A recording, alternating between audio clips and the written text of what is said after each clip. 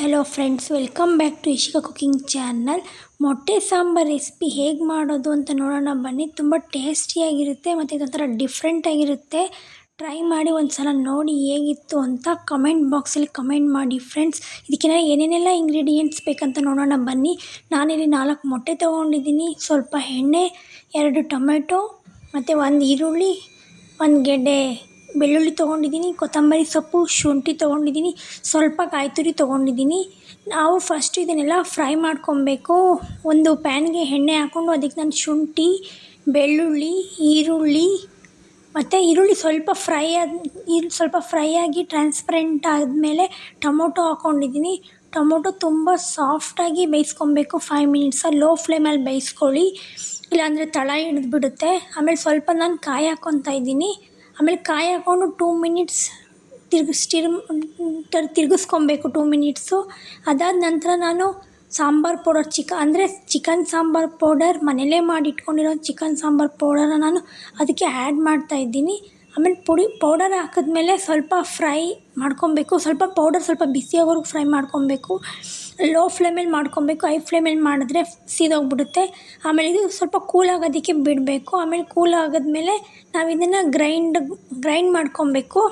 Grind ಮಾಡಿಕೊಂಡು ನುಣ್ಣಗೆ ನಾವು ಮಿಕ್ಸಿ ಜಾರ್ಗೆ ಹಾಕ್ಕೊಂಡು ನುಣ್ಣಗೆ ನಾವು ಗ್ರೈಂಡ್ ಮಾಡ್ಕೊಬೇಕು. ಅದಾದ ನಂತರ ಒಂದು ಸ್ಟವ್ ಮೇಲೆ ಪ್ಯಾನ್ ಇಟ್ಕೊಂಡು ಸ್ವಲ್ಪ ಎಣ್ಣೆ ಹಾಕ್ಕೊಂಡು ಅದು ಸ್ವಲ್ಪ ಎಣ್ಣೆ ಕಾದ್ಮೇಲೆ ಅದಕ್ಕೆ ಈರುಳ್ಳಿ ಹಾಕಿ, ಈರುಳ್ಳಿ ಬೆಂದಮೇಲೆ ಅದು ಕಲರ್ ಬರಬೇಕು ಈರುಳ್ಳಿ, ಅಲ್ಲಿವರೆಗೂ ನಾವು ಫ್ರೈ ಮಾಡ್ಕೊಬೇಕು. ಆಮೇಲೆ ನಾವು ರುಬ್ಬಿಟ್ಕೊಂಡಿರೋಂತಹ ಖಾರ ಇರುತ್ತಲ್ವ, ಅದನ್ನು ನಾವು ಆ್ಯಡ್ ಮಾಡಬೇಕು, ರುಬ್ಬಿಟ್ಕೊಂಡಿರೋಂಥ ಖಾರನ. ಆಮೇಲೆ ಅದಕ್ಕೆ ಅದು ಸ್ವಲ್ಪ ಬೇಯಿಸಬೇಕು. ಸ್ವಲ್ಪ ಅದು ಬಾಯ್ಲ್ ಆಗ್ತಿದೆ ಅನ್ನಂಗೆ ಖಾರ ಇಲ್ಲ ಬಾಯ್ಲ್ ಆಗ್ತಿದೆ ಅನ್ನಂಗೆ ನಾವು ಜಾರನ್ನ ವಾಶ್ ಮಾಡಿ ಆ ನೀರನ್ನ ಹಾಕಿ ನಿಮಗೆ ಎಷ್ಟು ನೀರು ಬೇಕೋ ಅಷ್ಟು ಕನ್ಸಿಸ್ಟೆನ್ಸಿಗೆ ನೀವು ಇಟ್ಕೊಬೇಕು. ಆಮೇಲೆ 5 ಮಿನಿಟ್ಸ್ ಲೋ ಫ್ಲೇಮಲ್ಲಿ ಬೇಯಿಸ್ಕೊಬೇಕು. ಅದು 5 ಮಿನಿಟ್ಸ್ ಬೆಂದಮೇಲೆ ನಾವು ಮೊಟ್ಟೆನ ಒಡೆದು ಹಾಕಬೇಕು. ನೋಡಿ, ಈ ರೀತಿ ಹಾಕೋದ್ರಿಂದ ನಿಮಗೆ ಮೊಟ್ಟೆ ಕಲಸೋಗಲ್ಲ. ಸಪ್ರೇಟಾಗಿ ಒಂದೊಂದೇ ಸಪ್ರೇಟಾಗಿರುತ್ತೆ. ಇದೊಂದು ಸಲ ಟ್ರೈ ಮಾಡಿ ನೋಡಿ ಹೇಗಿತ್ತು ಅಂತ ಕಮೆಂಟ್ ಬಾಕ್ಸಲ್ಲಿ ತಿಳಿಸಿ ಫ್ರೆಂಡ್ಸ್. ಆಮೇಲೆ ಒಂದು 5 ನಿಮಿಷ ಚೆನ್ನಾಗಿ ಬೇಯಿಸಿದ್ಮೇಲೆ ಅದು ಮೊಟ್ಟೆ ಬೆಂದಿರುತ್ತೆ. ನೋಡಿ, ನಾನು ತೋರಿಸಿದ್ದೀನಲ್ಲ, ಒಂದೊಂದು ಮೊಟ್ಟೆನೂ ಒಡೆದಿಲ್ಲ, ಹೇಗೆ ಆ ರೀತಿ ಇದೆ ಅಂತ.